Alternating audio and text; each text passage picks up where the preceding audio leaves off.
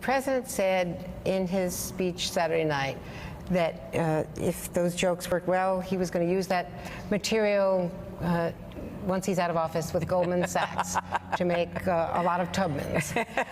And which brings to mind, the attack line from Bernie Sanders about the Goldman Sachs speech.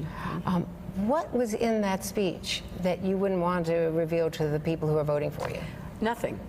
And so why not just put it out there? Well, because I know that others, including Mr. Trump, have made speeches. And look at where we are.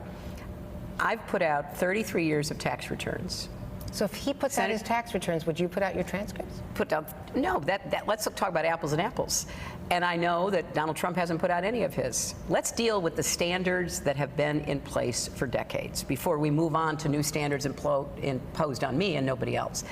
So let's get tax returns out.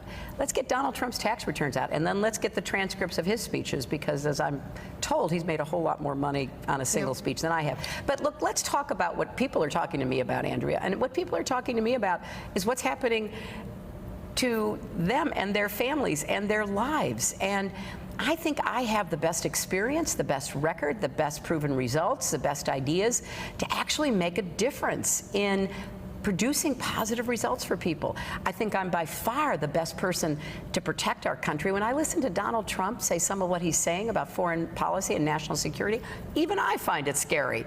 And this is terrain nobody's ever gone to.